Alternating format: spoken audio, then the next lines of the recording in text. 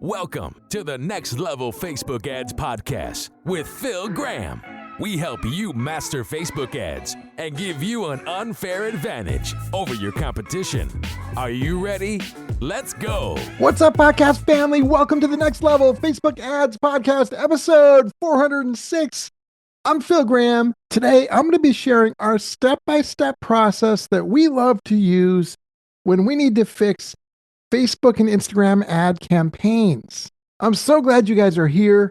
Did you guys listen to my Super Bowl episode from last week? If not, check it out. I always love doing that episode every year. I hope you're having a great week. And I hope that this episode is not only extremely valuable for you, but also a breath of fresh air. Because there are so many fake gurus and scammers, and frankly, just idiots out there that would essentially tell you they've got some magic solution. If you follow that exact formula, their ads are always going to be perfect, which is total BS. I'm here to tell you and clarify this right away. This is not a magic solution. This will not take every failing campaign and make it work. You know why? Because that's impossible. There's way too many variables. In fact, all those idiots that say those kinds of things, run the other way. What I'm going to do today, though, is walk you through my process that I use, my step-by-step process to identify when the ads are not working, where are things going wrong, and then how do I use data to try and optimize and improve those ads. Does it work every time? Of course not. Nothing does. But this process has done so well for us. And I highly, highly recommend you guys utilize it and leverage it in your ads. Before we jump into the content, if you guys are looking for some help with your ads, if you want some one-on-one coaching to help get better at ads, or maybe you want to get better at AI with your marketing, or maybe you actually want somebody to run your ads for you so you can do what you want to do or focus on what you do best. For any of those things, just go to my website, philgrahamdigital.com. Or you can DM me on Instagram at philgrahamdigital, and I would love to connect with you. So let's jump right in. I'm going to make this episode short, sweet, full of value, and very actionable for you guys. And like I said before, this process is what I use to identify what's working, what's not, and how do I go about fixing it. But there are so many variables, there's no way to guarantee that everything's going to be fixed by doing this. You've got to put time in, you got to have skill, you've got to do the reps of running ads and know that you've got to make adjustments based off of what you find in your data. But this is an amazing step-by-step process to hopefully help you get better at that kind of stuff. So here we go. Step one, you have to ask yourself, when you have an ad that's not working, did you let it run long enough? Some of our best ads, when I go back and look at them, the first couple days or first week or sometimes even longer, they didn't do very well, but then they started absolutely crushing it. So unless you have a really large budget, I think that a lot of people are making a huge mistake by turning ads off way too soon.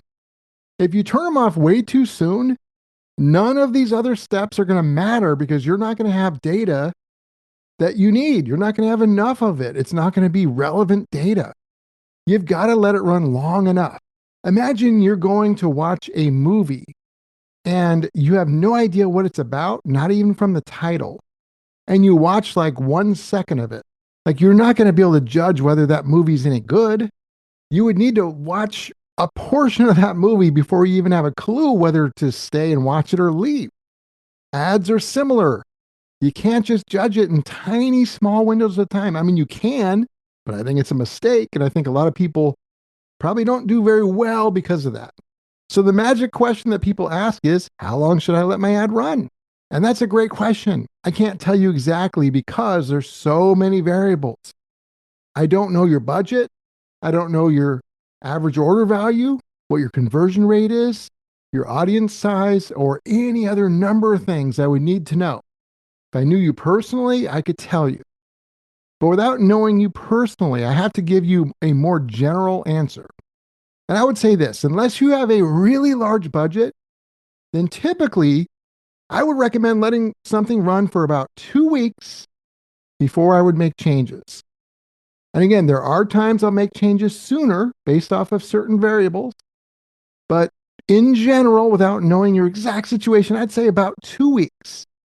A lot of people I talk to run things for like 2 or 3 days and then shut them off. And I think that's a huge mistake in many, many circumstances. So, step one, make sure you've let the ad run long enough so you actually have clean, relevant data and enough of it to do what you need to do. Step two, you now want to review some specific ad metrics. If you're selling something or going for leads, you're obviously going to look at return on ad spend. You're going to look at what the cost per lead is or cost per sale, what your conversion rate is. You also want to look at CPM, which is essentially the cost of your ads, cost per thousand, as well as your cost per click, and then what the link click-through rate percentage is, which is the percentage of the people that see the ad and click to go to your website. So you want to review this data for that specific ad in the time frame that it's been running, and you want to compare it to industry benchmarks, as well as if you've run ads before. Let's say you've had some successful ads, not just for a couple days, but like consistent success. Compare it to what those numbers were in previous campaigns and see if something's different. So I'll say one thing that's common that I'll see sometimes is somebody will say, well, I used to run this ad and it crushed it, but now it doesn't. And I'll compare some numbers. And sometimes what I'll see is that the CPM is way different. So let's say back, a couple of years ago, the CPM was $10. And let's say, for example, it's 20 today. Well, you could do the exact same performance, but it's costing double. So you're going to get like half the result than you did last time, essentially, even though it's doing just as good. So that could be part of the problem. Maybe the CPM's lower and that's why something's doing really good. It goes both ways. But you've got to look at that data to see if you can find anything that sticks out. In Ads Manager, you also want to use breakdowns where you can identify performance based off of location, age, gender, placement, and many other things. That's something that's very valuable because sometimes when I'm looking at data, I'll notice an ad is doing really well for a certain gender or age range, but it might be doing horrible for some of the others, which is driving the performance down and the cost up. And so I might run a separate ad just to the gender or age range that's doing well and give it the full budget. And then I might do a new ad test to the other genders or age ranges that didn't do well, but give it a different creative to see if we can reach them in a better way. But in Ads Manager, doing those breakdowns, you can see what's going on with all the data that I mentioned by location, by age, by gender, placement, etc. It's very, very cool. Gives you tons of valuable information. And then here's a pro tip. Sometimes the ad not working has nothing at all to do with the ad or even the audience or even Facebook itself. It might have everything to do with your website, with your sales page. Maybe it's loading slow. Maybe the copy on it isn't good enough. It's not converting. So you've got to also be looking at that as well, because you could have the best ad in the world, but if it's going to a page that's not doing well, then that's not ideal. So look at both sides. Look at the data from the ad as well as your website.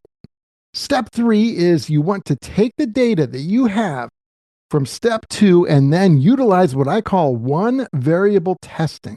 So based off of the data in step 2, you're probably going to find some things that need to be further tested. Normally, when I look at the data, I don't just automatically know why something didn't work.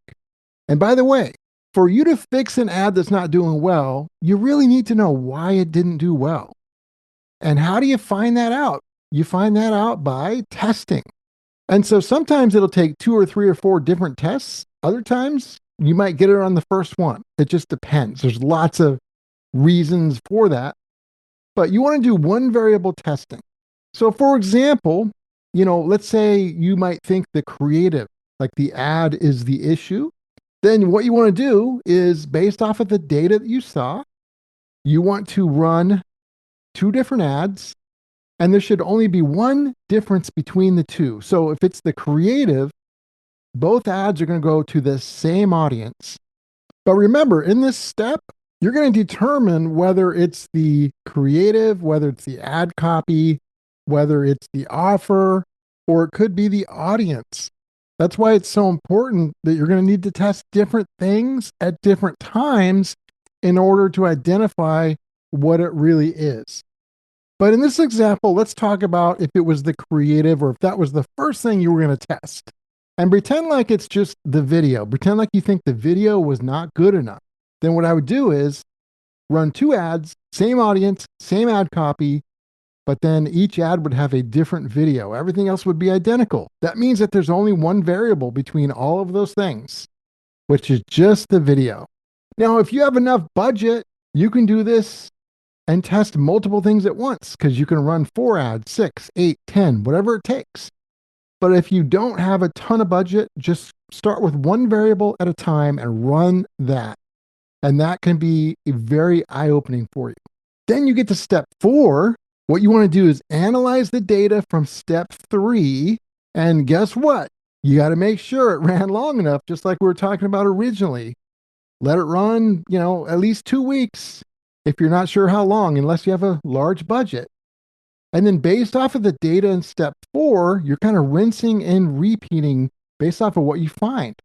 You might adjust and scale certain things. You might eliminate and fix some things and change some things. And then do further testing. And when you do, make sure, again, there's only one variable in each test of 2 ads that you do. And just keep rinse and repeating on these things. And you're focusing on data, letting it run long enough and not letting your emotions decide what to do, but letting that information and the data that you find guide you for what's next. Then we get to step 5. Another important thing when something is failing, you definitely want to evaluate your budget. Is there enough budget? Maybe it's limited. That happens sometimes to where you might not have enough budget on it. And it's just not going out to enough people. And it might just need more budget and more time. So that's something to consider. One common thing that I see a lot of people do is they spread themselves too thin. Let's say you had $20 a day to work with. I see some people doing 6 or 7 different ad sets on that with really small budgets per ad set. It might take you forever to know if any of those are ever going to work. Versus if you just condensed them into one ad, or maybe 2 at the most, for a couple weeks, and then you'll have a better idea, and then you can adjust and do the same thing again for a couple more weeks. So don't spread yourself too thin. Now, you could have the opposite problem too. You might have too much budget. Maybe it's a small audience that you're advertising to, and the frequency is really high, and the people are seeing the same ad like 10 times. That's something that may or may not have an effect on your performance. So you want to evaluate your budget, see if you need to raise it, lower it, or it might not be the issue, but it's definitely something you want to make sure that you evaluate. Now, step 6 is just something I want to share in terms of what are my favorite things to test. Maybe you're kind of going through the process or thinking about how to go through this, and you're just like, I have no idea what to test. I don't know what to change first. If you're in that spot, what I recommend is starting with your creatives. Yes, you can test audiences, you can test videos, images, hooks, a million different things. If you don't know where to start, try your creatives, try your ads. So the things that I like to test the most, that I feel like have made the biggest difference, have been testing a different headline. That's a big one. A different hook at the beginning of the ad copy, which also could be in the headline as well, because that can be something that gets their attention or doesn't. That can make a big difference. And then also testing a different video or different image, like visually. Those are some of my favorite things to test. So that's something that if you just don't know where to start, I would start there. And then step 7, make sure you guys are doing this level of testing also on your sales page or your landing page or your website, wherever the ads are going. Because you might have perfect ads. Most people don't, but let's say you do. You can have the best ads. They're going to a site that is not doing well. Then you might have bad performance. So on your landing page or your sales pages, evaluate what the conversion rate is. Is that high or low for your industry? And if it's low, then make one significant change to it, not 10, just make one change, let it go for a couple weeks, measure it, and then change something else a few weeks later, kind of like we're doing with the ads. So make sure you're doing this on the website side of things too. And then lastly, little pro tip for you guys, make sure that you guys not only do this, but document it so that when you're learning all this stuff, you're putting it somewhere where you're going to have it to refer back to, whether it's like a Notion document or Google document or wherever, because you're going to forget this stuff as time goes on, and you're going to, mix things together in your mind and remember things wrong. But imagine you have like a year's worth of data documented in a way that you understand, that helps you find the information that's valuable from a year's worth of running ads. And you're able to actually learn from that and have that guide what you do for your next ad and your next one and your next one. Can you see how that could give you a huge advantage, a huge edge over somebody that doesn't do any of that stuff? Or maybe they just look at Ads Manager. So make sure you're documenting this too. Don't just do it, document it so you can always come back to it and make decisions based off of what you've learned. So you guys, I recommend you start testing this process and then monitor your performance on a regular and ongoing basis, and then adjust, scale as needed, or change things as needed based off of the data, and keep rinsing and repeating based off of data, not your emotions. And as always, just a reminder, every business is unique. Results can vary. There are no guaranteed outcomes. So just always keep that in mind. So that is the process, my friends. It's been very valuable for us, and I hope you love it as well. Episode 406 is in the books. Thank you so much for being here. I've got another great episode coming up for you next week, and I will talk to you then. Peace out. Thanks for listening to the Next Level Facebook Ads Podcast. Please remember to subscribe and share this with all your friends. For show notes, more tips, and to learn more about Phil, please visit philgrahamdigital.com/podcast.